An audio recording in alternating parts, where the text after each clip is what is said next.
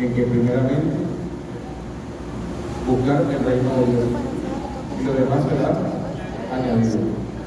Y con esa revelación, esa persona está hoy en este lugar. Amén. Porque de esa manera Dios trae bendiciones. Cuando tú le das el primer lugar al Señor, Dios trae bendiciones a tu vida. Y todas las demás cosas salen por sí solas. No tienes que forzarlas. ¿Sabes qué es difícil? Cuando tú dejas a Dios apartado en un segundo o tercer lugar o último lugar. Las cosas no fluyen. No fluyen porque está dejando al dador de la vida a un lado. Entonces cuando le das esa oportunidad de que Dios se glorifique en tu vida, todo lo demás sale solito. Todo se da conforme a su voluntad. Amén. Esto trae un devenir del día a día. Nosotros, cuando nos acostumbramos a darle el primer lugar a Dios, nosotros comenzamos a caminar con Dios. Porque ya se vuelve costumbre, ¿sabes? Dar el primer lugar a Dios llega un momento a hacerse algo normal, un hábito. Difícilmente cuando lo haces obligado, puede hacer que lo vuelvas a hacer. Pero si le damos el mejor lugar a Él, si en la mañana al despertar lo primero que hacemos es buscarlo a Él, si para hacer cualquier cosa le pedimos la opinión a Él, cuando vayamos a tomar una decisión le pedimos la opinión a Él, cuando nos molestamos y queremos agraviar a la persona que te hizo algo o la situación que se esté presentando, si le toman el lugar de Él, difícilmente vas a andar en la tabla, difícilmente vas a cometer errores, porque primero fuiste a la fuente de la vida, a la fuente de la sabiduría. Si eso es así, entonces muy difícil que la vida se te haga como obstáculo. ¿Por qué? Porque como Él es el dador de la vida, Él va a colocar todo en su justo lugar. Hoy le traigo una hermosa palabra que el Señor me regaló. Yo siempre les he dicho que cada vez que lean la palabra de Dios, cuando escudriñen la palabra de Dios, primero sientan la parte de ustedes. Para poder yo predicar hoy, que tengo el privilegio de estar delante de esta hermosa congregación, pido un fuerte aplauso por ustedes todos, porque son guerreros al llegar a este lugar, con todas las vicisitudes que se pueden presentar, que están aquí en este lugar. Entonces, el Señor me da una palabra poderosa y primero la vivo yo para poderla traer para acá. Primero yo cada vez que escudriño la palabra la tengo que vivir como que para poder traerla para acá. Porque si no, simplemente me paro aquí a dar un discurso, como en una universidad, una clase magistral, pero que no va a tener mayor repercusión porque es simplemente un tema que voy a tratar, lo doy y ya finito. No, esto tiene que ser una comunión directa con el Padre. La idea de estar aquí parado delante de ustedes es tratar de darle ese refrigerio que el Señor me dio, que me regaló, esa hermosa palabra, y poderla compartir con ustedes para que también llenen su vida y pueda ser de refrigerio para ustedes. Amén.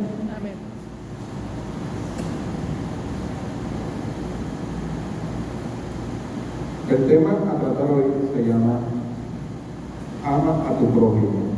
Es algo que generalmente uno tiende a escuchar mucho, temas a lo mejor escuchados y muy trillados en la palabra, pero este tema trae mucha reflexión porque resulta que amar al prójimo es un mandato de la palabra del Señor y que la traía a mi corazón porque, y me voy a incluir, a veces nos volvemos egoístas, nos sentimos y nos convertimos en egoístas porque he llegado a escuchar hermanos que dicen que como la salvación es individual, entonces a mí no me importa si el hermano se pierde. A la final yo soy el que me voy a salvar. Yo le prediqué, y si él no se salvó o no acepta al Señor, ya no está en mis manos. Eso no funciona así. Porque yo, para poder llegar a los caminos del Señor, yo duré un año. Bendición, pastor. Yo duré un año para poder aceptar al Señor. Y en ningún momento el hermano que me estaba predicando, los hermanos que me estaban predicando, llegaron y me dijeron: hermano, la salvación es individual. Ya yo le prediqué. Ya eso queda de su responsabilidad. No. Ellos insistieron por un año entero para que yo llegara a los caminos del Señor. Eso es amar a tu prójimo. Amén. Porque es egoísta, después de yo haber conocido al Señor, no presentártelo a ti. Es egoísta. Si yo estoy recibiendo las bendiciones del Señor, las maravillas, veo los prodigios, veo la liberación, la sanidad, cómo se sanan los enfermos, el hambre mía en este momento debería ser ir corriendo a salvar las almas, a predicar el evangelio, y que ellos también puedan vivir lo que yo estoy viviendo, y que vean el poder de Dios y que lo conozcan. ¿Verdad? Debería ser el hambre lo primero. Y cuando veo a un hermano, lo primero que debo decirle: vio la siembra que deja los pastores. Esa premisa se la dejo a usted, para que la deje.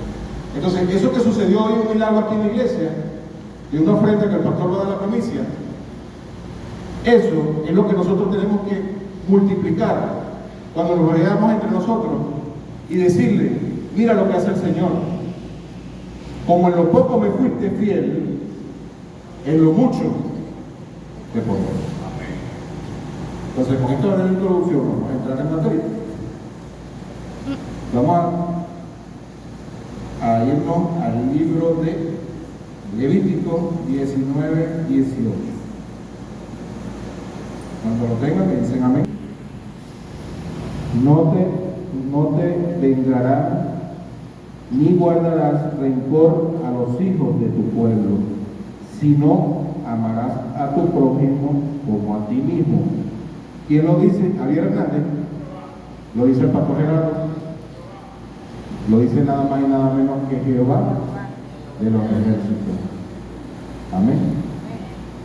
Pero no queda allí.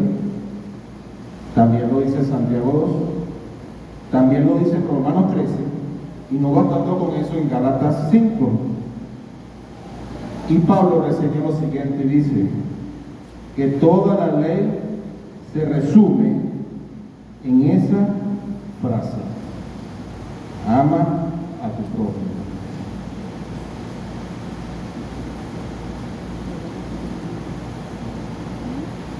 Marcos 12:29 dice así: Jesús le respondió: el primer mandamiento de todos es: oye Israel, oye iglesia buena nueva, el Señor nuestro Dios, el Señor uno es.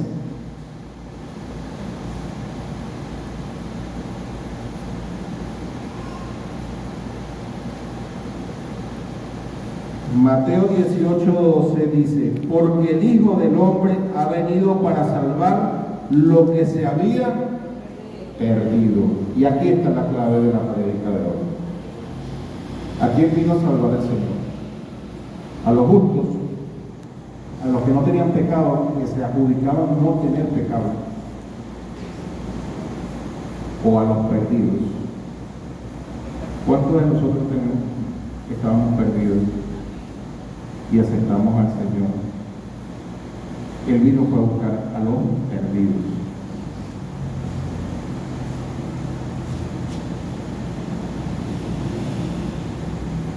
Para yo poder amar al prójimo, lo primero que debo estar es en comunión con Dios. Y eso es una clave que le voy a dar a la iglesia. Una clave súper importante. Usted quiere saber si un hermano de verdad ama a su prójimo, es porque tiene una buena comunión con Dios. Porque el primer mandato dice: ama a tu Dios con todo tu corazón, tu mente, tu alma, ¿verdad? Eso es una línea vertical. Y la línea horizontal, ama a tu Dios, ama a tu prójimo como a ti mismo. Para yo poder amar a mi prójimo como a mí mismo, yo primero tengo que tener una comunión con Dios. Porque si no, es falso. Porque el único que me da ese amor para amar a mi prójimo es Dios. Es el único que me permite amarte. Ahora bien, tú pudieras preguntarme, pero ¿cómo yo amo a mi prójimo? ¿Cómo yo amo a mi vecino que me tira el agua sucia para el frente de mi casa? ¿Cómo yo puedo ahora amar a mi vecino que me roba el wifi? ¿Cómo yo puedo amar a mi vecino que se pone a beber y a música a determinadas horas de la noche y no me deja dormir? ¿Cómo puedo amar a mi vecino cuando mi vecino me odia? ¿Será que se puede amar al prójimo así? ¿Qué te dice el Señor? Ama a tu prójimo. No importando lo que te haga tu hermano. ¿Puedo amar a mi hermano cuando llego a la iglesia y en vez de abrazarme me ve feo? Cuando en vez de darme agua me ofrece vinagre. ¿Puedo amar a mi hermano así? A pesar que a Jesús en la cruz le dieron vinagre en vez de agua, Jesús todavía murió por ese hombre que le dio vinagre. Ahí está la prueba de si debemos o no debemos amar al prójimo, así nos hagan lo que nos hagan.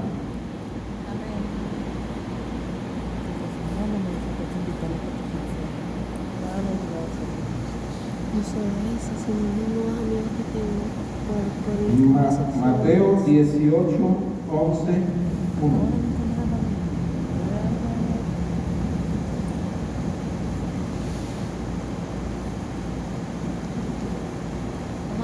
Porque el Hijo del Hombre ha venido para salvar a los que se habían perdido.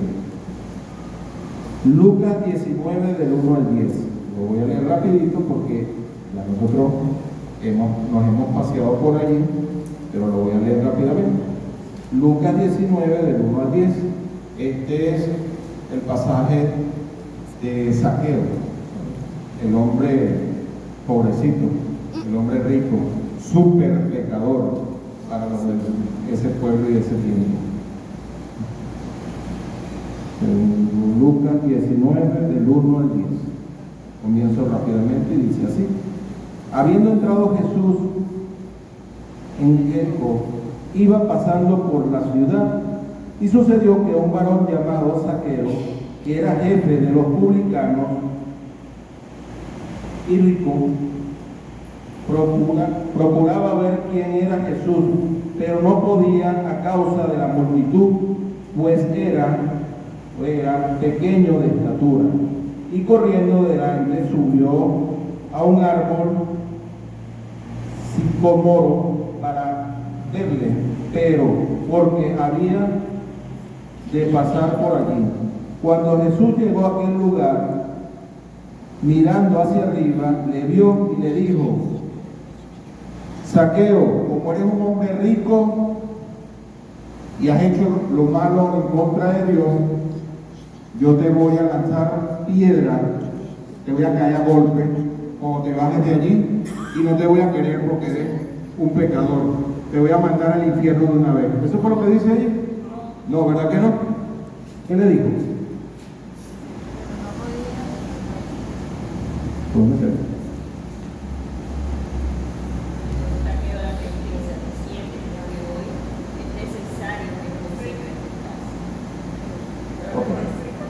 Procuraba ver quién era Jesús. El 5. Cuando Jesús llegó a aquel lugar, mirando hacia arriba, le vio y le dijo: Zaqueo, date prisa, desciende, porque hoy es necesario que pose yo en tu casa.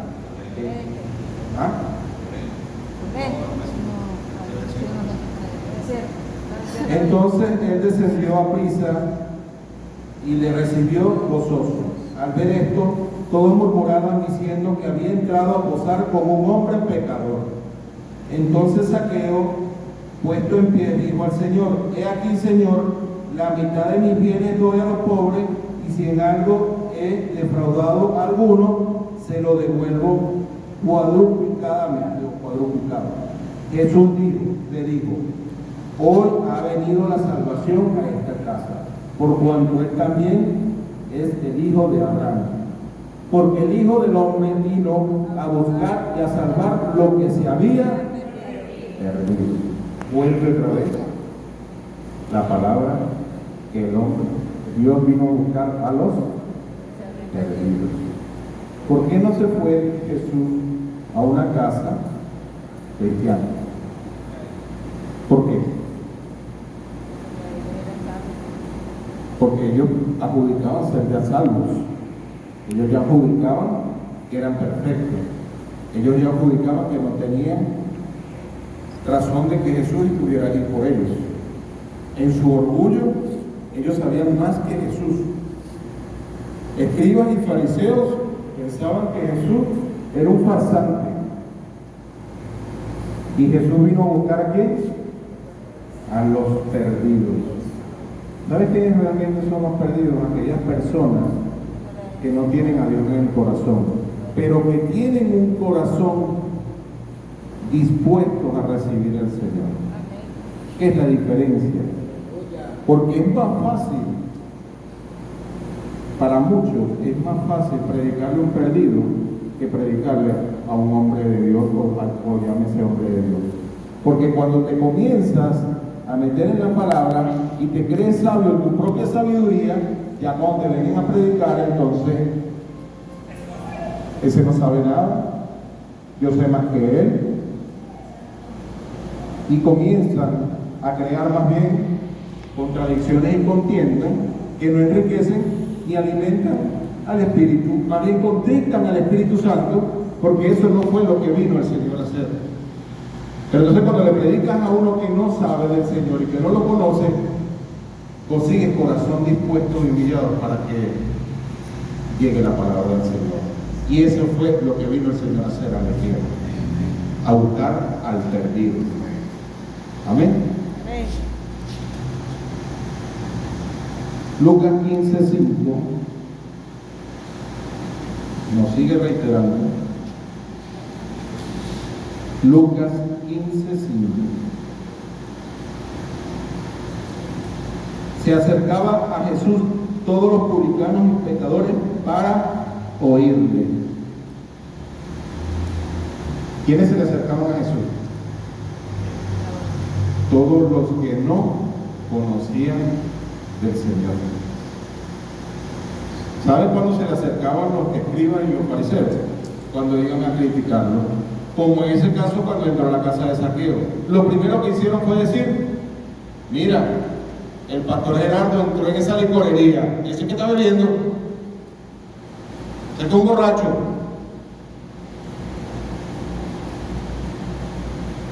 Lo primero que hacemos es señalar. ¿Eso es amor al prójimo? ¿Será que eso le agrada al Señor? Que señalemos al hermano en vez de ayudarlo. Y si ese fuera el caso, ¿no estoy yo llamado a tomar de su mano, hablarle del Señor, recordarle lo que vivió en el Señor y rescatarlo porque se perdió? ¿No es ese el llamado que tengo? Amor a mi prójimo, buscarlo y levantarlo. No importa, hermano, caíste, pero yo te voy a ayudar en oración, con una palabra, con mis bienes en muchos casos. Generalmente cuando uno ama al prójimo, está condicionado a perder el tiempo. Para muchos, yo digo que no es perder el tiempo, yo digo que es una cotización mía, es decir, es un ahorro mío de mi tiempo para salvar un alma que está perdida. Pero también pudiera ser que también de la parte financiera yo también tenga gasto, porque estoy amando a mi prójimo. Y a lo mejor en algún momento tengo que socorrer una necesidad de mi hermano y también tenga que gastar algo. Esa es otra cotización que yo hago para el reino de los cielos, porque sé que mi Padre Celestial me lo multiplicará al 100 por 1, porque no se queda con nada. Pero con el simple hecho de yo hacer lo que Jesús hizo aquí en la tierra, Él me bendice. Él me bendice. Y esa es la convicción que yo debo tener cuando yo doy algo. Cuando yo hago algo, yo no tengo por qué esperar nada, porque yo sé que Dios me lo va a multiplicar. Pero eso es un acto también de madurez. Eso es un acto de revelación. Eso es un acto que lo hemos escuchado 1000 veces, pero que pónganlo ustedes un día en práctica, físicamente, para que vean. Si yo hoy llego esta tarde y siembro una semilla, yo voy a esperar algo de allí. Al cabo de 15 o 20 días debo tener una pequeña planta, o lo que llamamos nosotros en la ingeniería, un cotiledón, una pequeña plantita, porque yo sembré. Pero al cabo de 30 días, dependiendo del rubro, yo puedo hacer que tenga el primer ají, porque si sembré fue ají. ¿Ven? Entonces yo estoy sembrando en mi prójimo y yo voy a esperar la cosecha que Dios me va a dar. No lo voy a esperar a lo mejor del hermano, pero puede que llegue de otra persona. Porque lo que siembro, voy a cosechar. Amén. Y si yo amo a mi prójimo, a lo mejor yo ayudo a la hermana Norma, pero la hermana Norma no me bendice a mí después. Resulta que el Señor coloca a mi hermana para que me bendiga. Y ahí comienza un ciclo de la siembra, la cosecha. ¿Por qué? Porque amé a mi prójimo, porque estoy bendiciendo a mi prójimo, porque de lo que yo he recibido de Dios lo he dado. Entonces quiere decir que tengo el cielo ganado. Que tengo el cielo ganado. Porque estoy haciendo la voluntad de mi Padre que la tiene.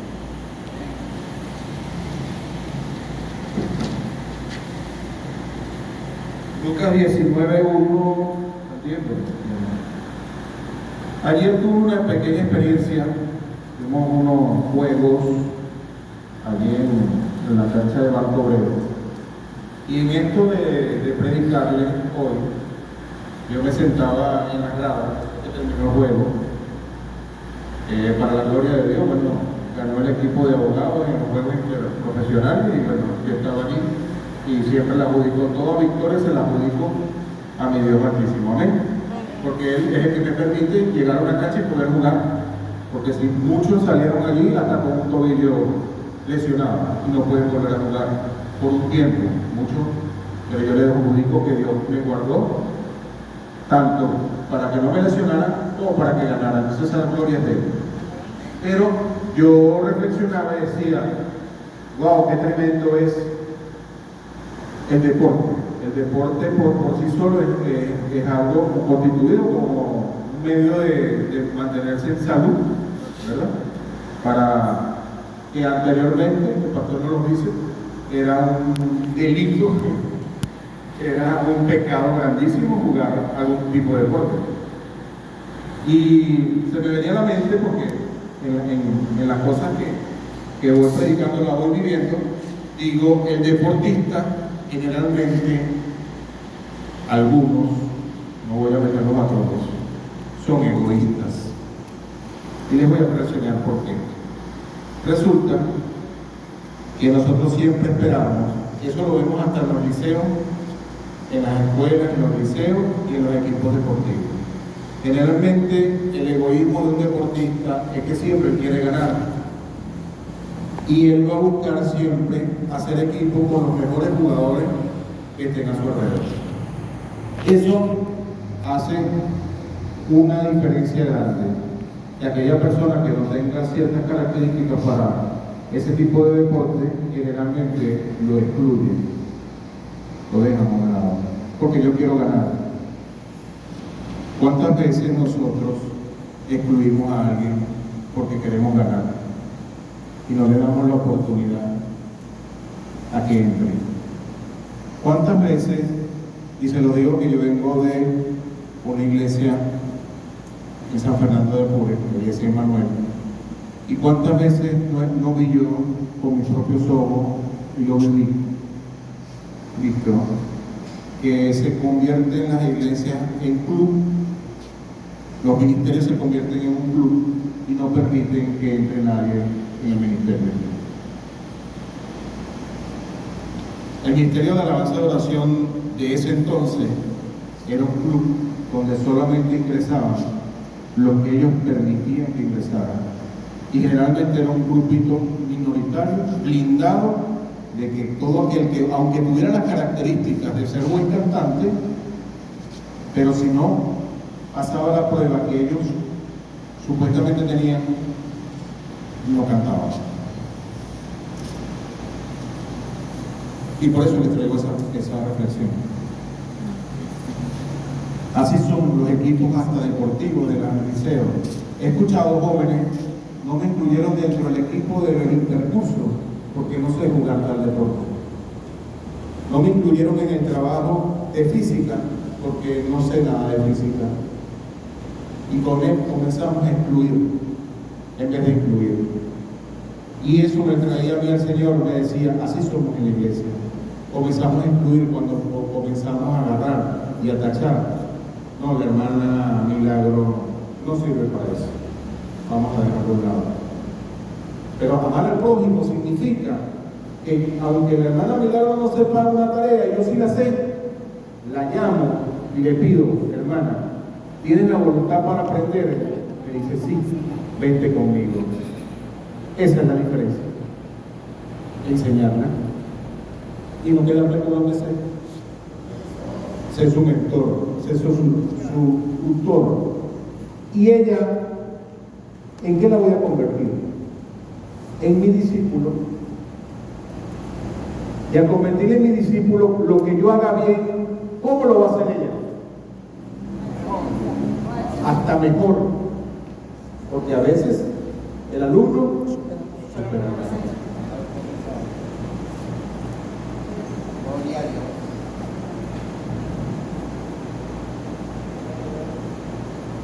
Es tanto lo que hizo el Señor de venir a buscar a los perdidos, que si el Señor realmente hubiese querido que nosotros tuviésemos información, nos hubiese mandado un educador.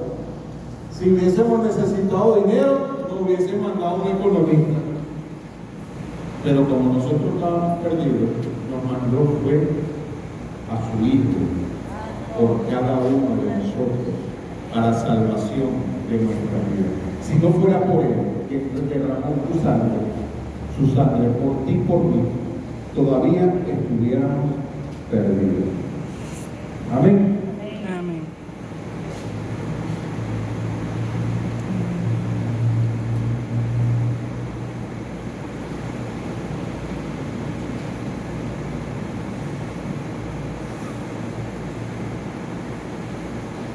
Vamos a Hechos 26, 18, porque el hecho de que el Señor haya venido a buscar al perdido me obliga a mí, como ministro del Señor, y a cada uno de nosotros, no quedarnos con lo que el Señor nos ha entregado. Nosotros tenemos un gran problema, que es que cada vez que nos toca ir a predicar o a llevarle la palabra de Dios a alguien, sentimos cierto temor a lo que esa persona puede decir de nosotros. Y por esa razón dejamos de hablar del Señor. Porque si la persona es influyente, tiene cierto cargo, a lo mejor es, por decir algo, un alcalde de la ciudad, le tengo cierto temor de hablarle del Señor. Y resulta que a mí en la Biblia me dice que yo debo llevar el Evangelio a toda criatura para que conozcan al Señor, sin prejuicios, sin estar pendiente si de verdad a mí me importa qué es lo que va a decir Él. Yo simplemente obedezco al Señor y le presento al Rey de Reyes y Señor de Señores. Eso es lo que tengo que hacer. No tengo que hacer más nada. Presentarlo. Lo demás lo va a hacer el Señor. Hechos 26, 18.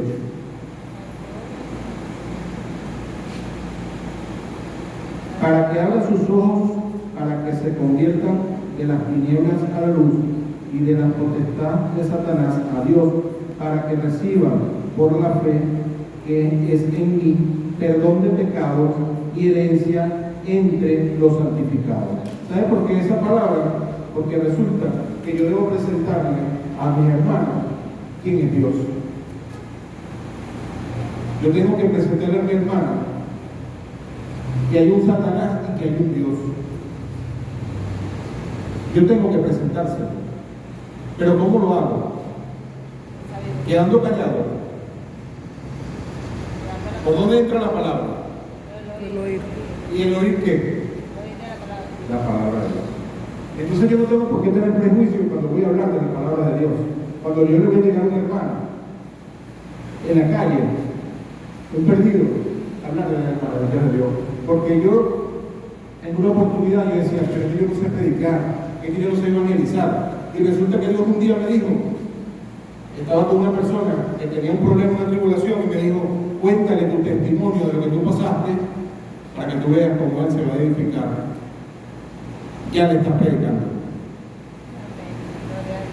Nada más con tu testimonio, ya le estás predicando. Porque le estás mostrando lo que Dios hizo contigo, que también puede hacer por Él. ¿Quién lo cree? ¿Quién cree esa palabra?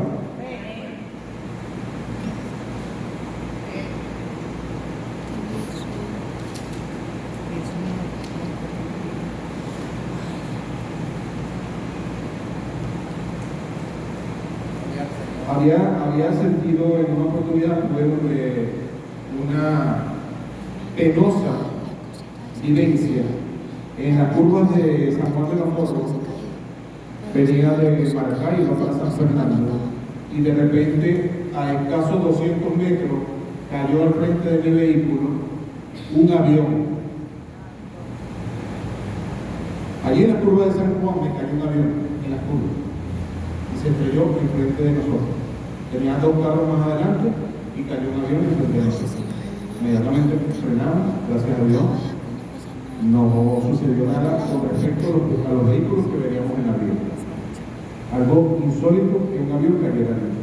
Y cayó. Eso se incendió por todas partes. Sabe que la gasolina de avión es súper volátil. Y eso se incendió todo. Salimos de los carros. Yo tenía a mi hija pequeñita de brazo. Y le dije a los familiares que salieran corriendo y se fueran lejos para que no, el humo no les afectara. Pero algo que a mí me llamó mucho la atención fue el hecho de que yo sentía dentro de mí las ganas de socorrer a las personas que estaban dentro del avión. Era un avión comercial pequeño de aproximadamente 8 puestos. Y quería socorrerlos porque el avión quedó al frente de nosotros. Y estábamos todos los 3 carros y salimos a ver quién había sobrevivido. Salimos corriendo a ver si podíamos salvar a esas personas que estaban ahí. Y era algo de loco, porque pudimos habernos quemado. Pero ella era algo como un desespero interno en socorrer a esas personas que estaban ahí. Para la gloria de Dios, el hombre no murió, andaba un solo tripulante. Y de una forma inexplicable, que solamente Dios lo sabe, el hombre no murió, el avión quedó destrozado. Pero parece que el avión tenía un sistema que al el impacto, las dos puertas del avión salen expulsadas. Y él se agarró en una de las puertas y cuando hubo el contacto, la puerta lo sacó fuera del avión.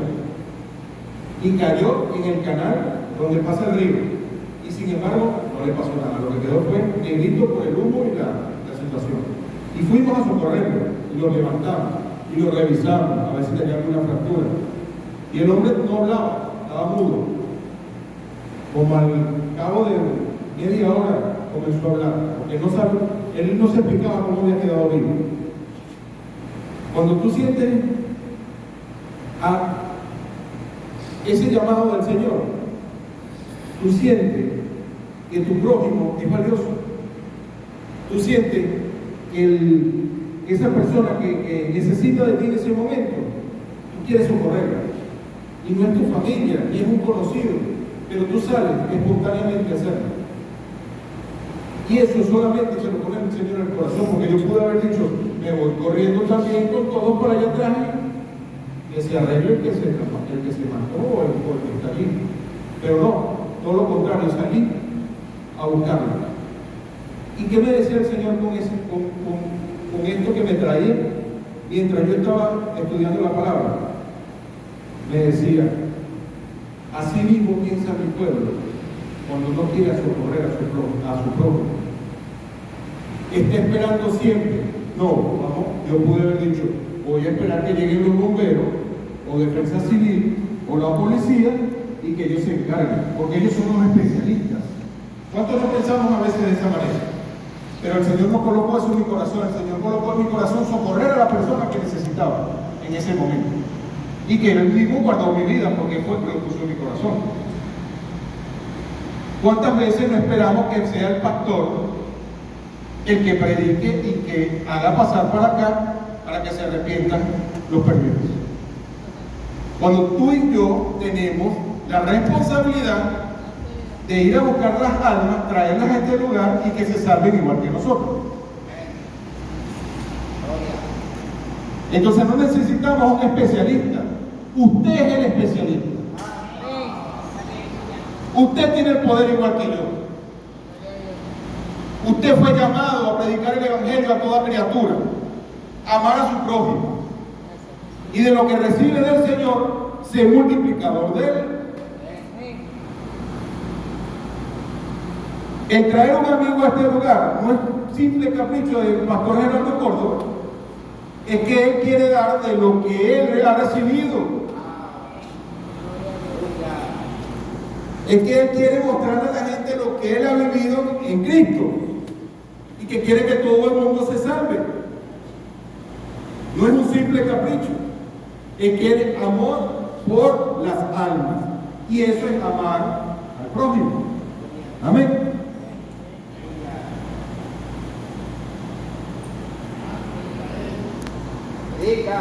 Necesitamos llevar el evangelio al mundo para que el mundo lo escuche. Hagamos que la oferta se concrete.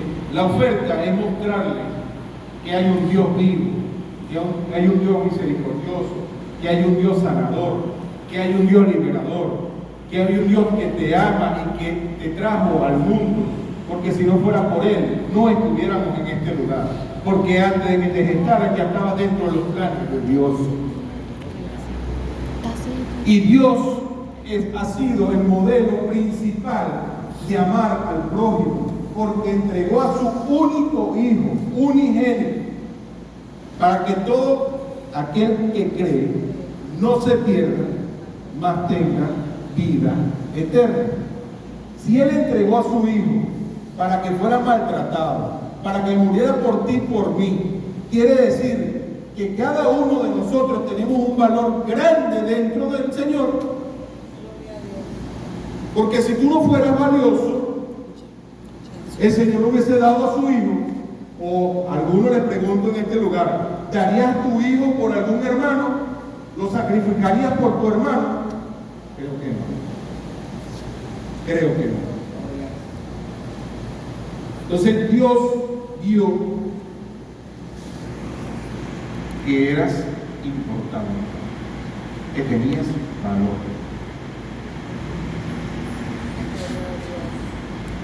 Amar a tu prójimo significa que debemos valorar. El valor de un objeto se determina por lo que está dispuesto a dar.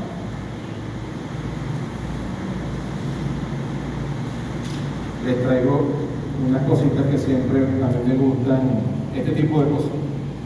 Ustedes saben que hay programas en la televisión que siempre le colocan el precio y que subastan, ¿ok?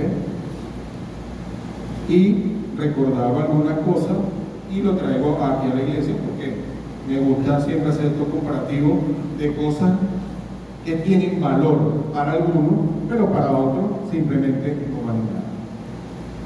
Una estatua de Artemisa y el ciervo de la era romana se vendió por 28,6 millones de dólares. Y usted a lo mejor se preguntará, ¿cuál será esa estatua? Yo no voy a pagar tanta plata por eso. Eso fue lo que fue subastado y hubo un hombre que pagó 28,6 millones de dólares. Ese fue el valor que le dio. Un Ferrari del año 1962 GTO se vendió por 35 millones de dólares. Un obsoleto carro, perdónenme, año 62. 35 millones de dólares. Y no me quedo con esto. Un cuadro de 2 jugadores de cartas de una pintura de un famoso pintor se vendió por 250 millones de dólares.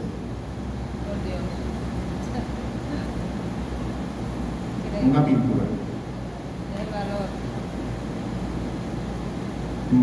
Mateo 13. Esto me llamaba la atención grandemente porque había escuchado ciertas prédicas de Mateo 13 y le dan un vuelco y entendí que no era lo que a veces nos predican. Mateo 13, 45 dice: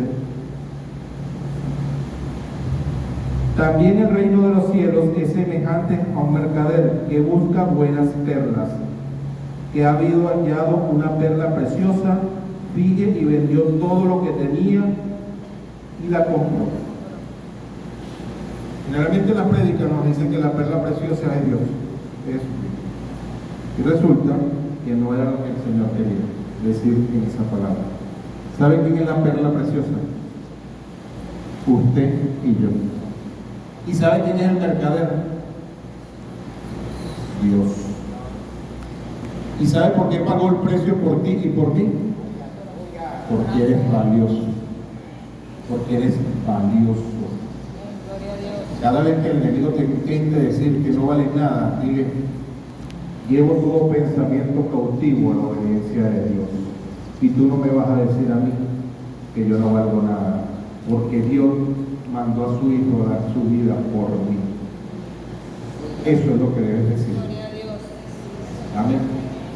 Soy una perla preciosa. Eso es lo que debes decir. Convencido. Dígale a su hermano allá al lado: soy una perla preciosa.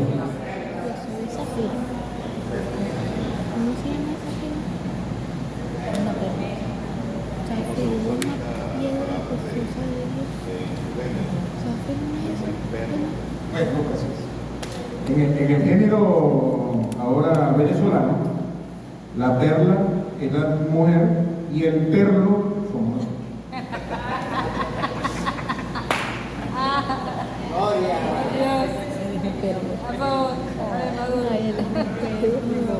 Dios te da tanto valor y te ama tanto. Te dio tanto valor y eres tan importante para Él que entregó a su Hijo. Entregó a su Hijo para que lo humillara, para que vituperara, para que hablaran mal de Él, para que levantaran injurias. Hombre justo en una cruz de maldición. ¿Saben que todo aquel, lo sabemos, no? Todo aquel que crucificaban en la cruz del Calvario allí eran lo peor. Era lo peor. Eran hombres pecadores, malos, asesinos, pecadores. Y Dios te dio tan importante que mandó a su Hijo para que los perdidos se salvaran. Hay que darle un fuerte abrazo al Señor por eso.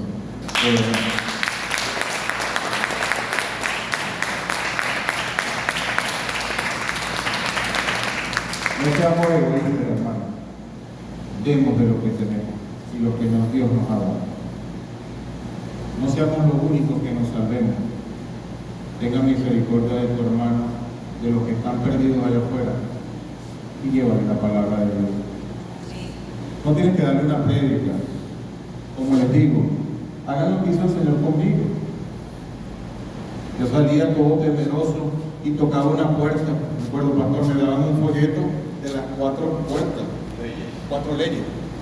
Y me daban un folletico y yo me leía ese folletico, pero por más que sea, no era diestro en la cosa. Y tocaba esas puertas así como que el que no quería tocar. Yo llegaba, yo me acuerdo clarito, yo vamos a evangelizar. Escúchame, venga, así tocaba para que no me saliera nada. Y yo no sé si era que estaban atrás de la puerta, pero siempre salía. Siempre. Y me temblaba la voz, porque resulta que nos habían contado que si tú tocabas la puerta y esa persona era cristiano y tú le hablabas del Señor, de repente te agarraban a versículo y te mataban a versículo, porque ellos sabían más que tú. Entonces uno iba temeroso como que, ¿y si me preguntas tal cosa? ¿Y si algo? Entonces uno trataba de buscar, hice con el evangelista que sabía más, y me iba a ir, no, yo voy a tocar, yo hago grupo contigo, porque yo quiero andar contigo. No, era que si me hacían una pregunta y yo no la podía responder, iba a quedar en mal. Y ese era el temor. Y resulta que el Señor, con simplemente dar un testimonio de mi vida,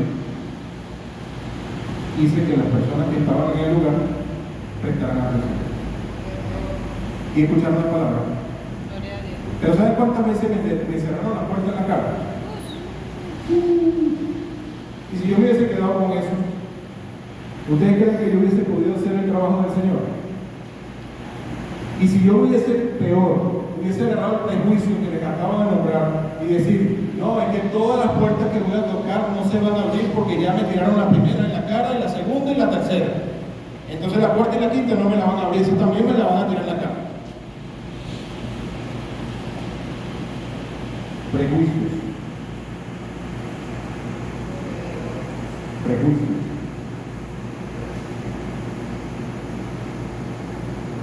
Y les voy a traer esta última reflexión para que nos edifiquemos aún más. Y es algo que les quiero traer porque de esta manera me siento. El templo del Señor es una casa donde todos nos reunimos juntos y en armonía para recibir de la palabra de Dios, para gozarnos entre nosotros, para recibir refrigerio y alimento de vida, que es la iglesia. Lastimosamente, las falsas doctrinas que están en la calle diciendo que la iglesia soy yo y que no tengo por qué estar viniendo a congregarme, o que no es importante en la iglesia. Si usted de verdad ama a su prójimo, usted le va a revelar al Señor que el trabajar para la casa de Dios es un privilegio. Porque si nosotros tenemos bancas, si nosotros tenemos buena iluminación, si nosotros tenemos un buen aire, si nosotros tenemos una buena limpieza, si nosotros tenemos un buen conjunto, si nosotros tenemos un buen pastor, nosotros podemos hacer que los perdidos vengan a este lugar y que reciban al Señor. Pero para eso tenemos que utilizar a cada uno como parte del cuerpo de Cristo. Cada uno tiene un rol dentro de la iglesia, hermano, y se lo digo en amor de aquí de mi corazón. Todos y cada uno somos servidores, y como servidores debemos traer algo para acá. Y no le estoy diciendo nada monetario ni financiero, porque resulta que el día sábado estaban las compañeras limpiando, y si yo no tengo con qué traer algo para acá, a lo mejor me vengo ese día y tengo 2 limones en la casa, y hice una limonada y se la traje a las hermanas para que limpiaran y se refrescaran en este lugar. Es amor y pertenencia, sentido de pertenencia que debemos tener, amar a nuestro prójimo. Si nosotros tenemos comodidad aquí, podemos hacer que las personas vengan a este lugar y podemos hacer que se conviertan al Señor. Pero cada uno de nosotros como miembros del cuerpo de Cristo debemos hacer el trabajo que Dios nos demandó hacer. Amar a prójimo significa amar a mi hermano. Y no tengo, a lo mejor no tengo para darle un desayuno, pero a lo mejor tengo algo en mi casa y puedo dárselo. No tengo para limpiar aquí, no tengo un desinfectante, pero vengo para acá y le digo, hermana, usted no puede levantar a Santa María, aquí estoy yo, y la levanto. Y cada uno de nosotros comprometido a hacer el trabajo que Dios nos ha demandado, servir. Servir. Gloria a Dios.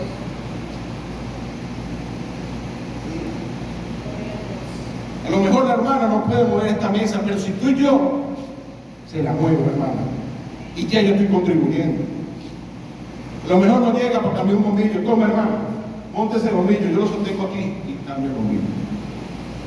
Y amamos el centro donde nos reunimos para recibir el refrigerio que Dios nos tiene, pero también para salvar al perdido. Cuando usted invita a una persona para acá, hay que darle la mejor comodidad, porque esas personas vienen a recibir la salvación. Y usted sabe qué significa salvarse. Todo. Todo. Y eso es amar a tu prójimo, amar a tu hermano, colaborar, estar pendiente de la casa de Dios, tener sentido de pertenencia. Eso es lo que Él demanda. Para que usted vea esto pintado como un gran esfuerzo, y la persona que llegue aquí y que lo vea con agrado, es porque hubo un gran esfuerzo, y cada uno de los miembros del Señor está trabajando, y eso despierta en la persona nueva, en el perdido, en la persona que está recién convertida, hambre por el Señor, porque dice, con las obras se habla más que con las palabras. Con mi testimonio hablo más que las palabras, porque busco de una u otra manera impregnar a otros para que también vengan y sean servidores. Porque el servicio es lo primero que demanda el Señor que debemos tener. Ama a tu prójimo, ama a tu hermano, ayúdalo, bendícelo.